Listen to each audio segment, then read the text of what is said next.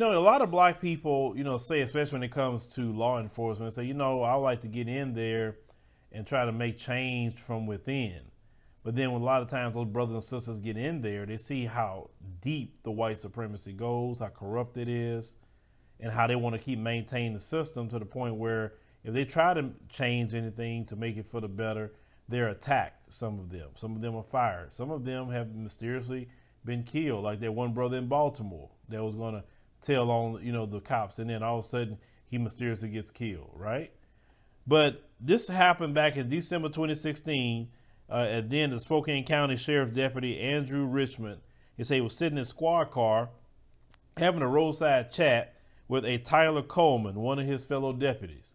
They say the two just responded to a call together, and they were speaking through their open car windows. They say when Richmond, he's a brother, overheard a disturbing phone call that blared across the Bluetooth speaker in the car.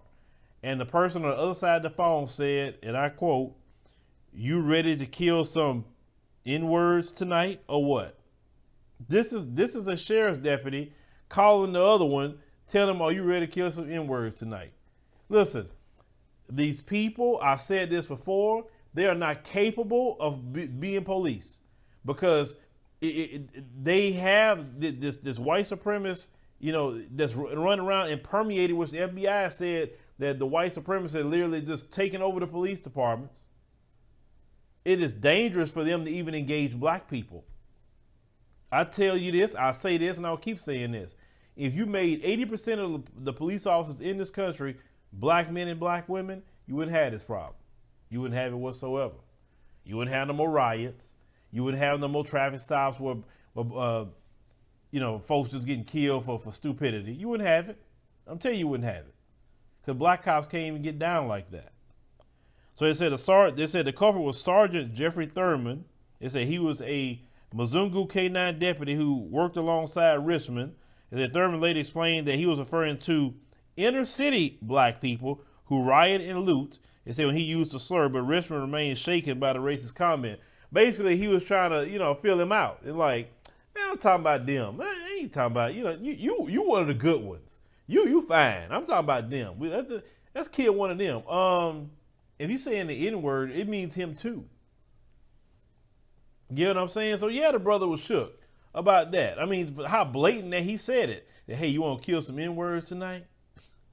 They love to try to catch a body. They love it. That's why they be looking for a reason. That's why that video where you had that brother that was in the army. They'll try to do anything to get him to do something where they can catch that body. Oh, they was trying to do that. So they say the black deputy eventually reported his coworker, and the investigation brought to light more racist and sexist behavior that led to Thurman being terminated. I say afterward, Richmond himself became a target of discrimination in the sheriff's office. As according to the lawsuit he recently filed in federal court, it said that he faced retaliatory behavior that stifled his advancement opportunities, and his bosses did little to protect him. So the department grew so hostile for the brother, and say the lawsuit claims that he resigned and took a much lower paying position with a less rank at a smaller agency. Now, according to the brother's lawsuit, he said he was punished by his colleagues by breaching the unwritten code of silence that exists among the ranks of law enforcement, stopping officers from reporting misconduct by fellow officers, which we know is that blue wall of silence, that you better not say nothing. No matter what you see a cop planting evidence, if you see him killing people, if you see it, you better turn the other way.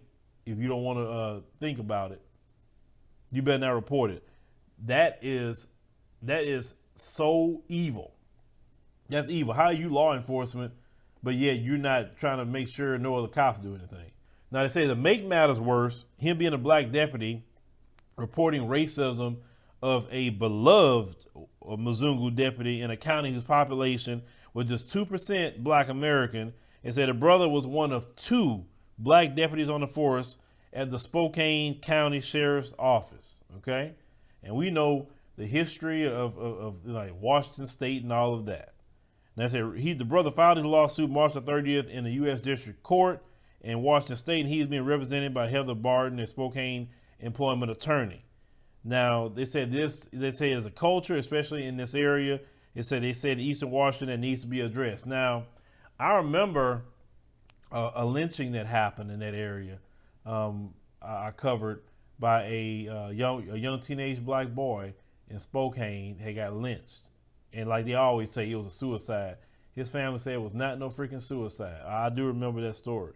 Now they say the sheriff's office says the lone defendant named in the 18-page complaint, which insists the brother's bosses did nothing to shield him from discrimination, and them retaliating to him in the department. Say according to his lawsuit, it said his workplace grew hostile. He was forced to quit and take a much lower paying position.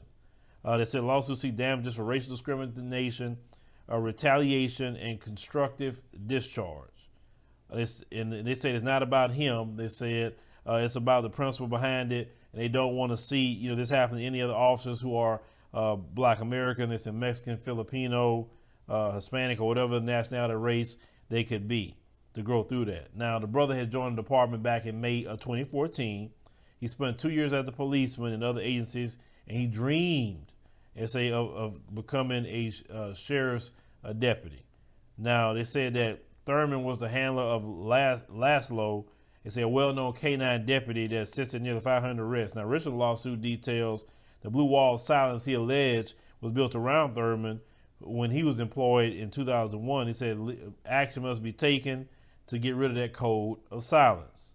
3 supervisors have been named. They said about his racist comments. They said between 2016 and 2018, including Sergeant Damon Simmons, the only other black deputy on the force. None of them pushed up the chain of command. Okay, so this is the thing. All that to be said, with a lot of this behavior here.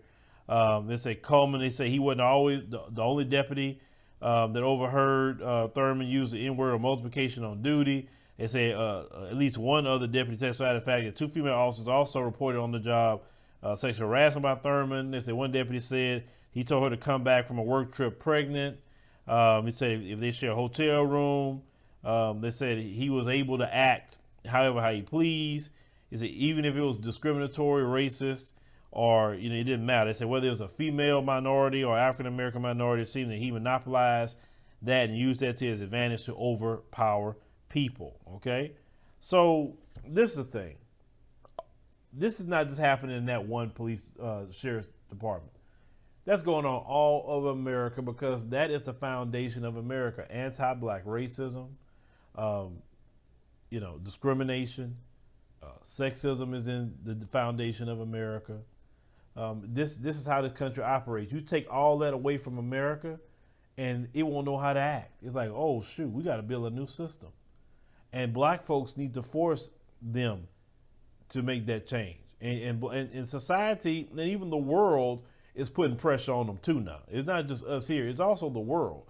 Because the world is saying, you can't keep treating black folks like that and then come tell us something, especially the Chinese. They said that.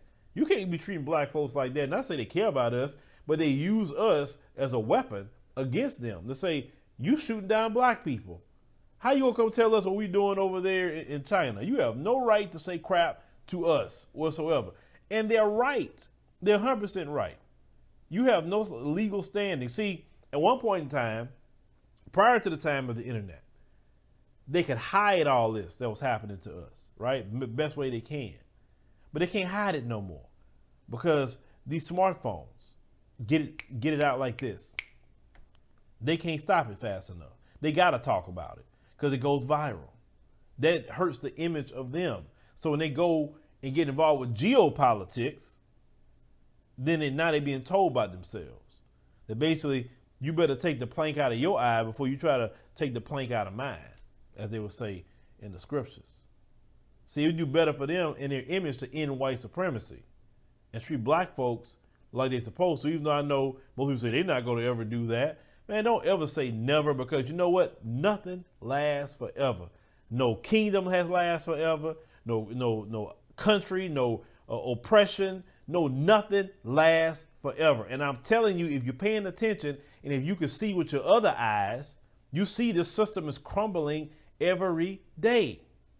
This is why I tell black folks, get your act together, because this system not going to be able to take care of you. And that will be good, because you thrive so much when you don't have them holding you up. You do so much better.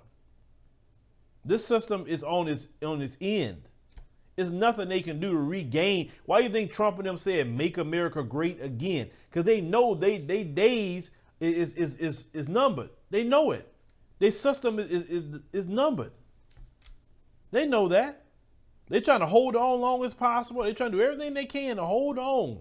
But no, at the moment of the 400 years in this nation, I have noticed that ever since then, we talked about the 400 years, it has been the unraveling. It has been calamity. It's been all kind of things on the white supremacists in a short amount of time, too. Not even a long time. That's why I keep telling people, by 2030, they're going to be looking at this country like, what happened? I can't believe, are we living in the same country? Like, they're going to literally lose it because this place is going to so rapidly change in that 10-year span. I'm telling you. It's like the writing's on the wall. I just literally keep seeing how that's coming down the pipe. So they don't want to need to get ready. You know, black folks, we adapt to anything. We used to adapting. But yeah, I mean, their whole system is wicked, and that's why it's crumbling down. But leave me a comment, let us think about the situation, you know, with this story with our brother. You know, I mean, imagine hearing that. You know, you sitting there listening to that and talking about, hey, you want to go, you know, kill the N-word tonight? You're like, you are literally that brazen with it, but they got a lot of them running around like that. That's why we call them race soldiers. White supremacists with a badge is a race soldier. They're not a police officer. Police officers don't talk that way. Police officers aren't racist. Police officers are professional. Police officers do things the right way. They don't look at people by no race or no sex or no money or their religious status. They treat everybody equally. That's a police officer. What you see running around America is race soldiers. Thank you for watching, and make sure you subscribe to our YouTube channel and check out the African Diaspora News Channel app in the Google Play and Apple App Store.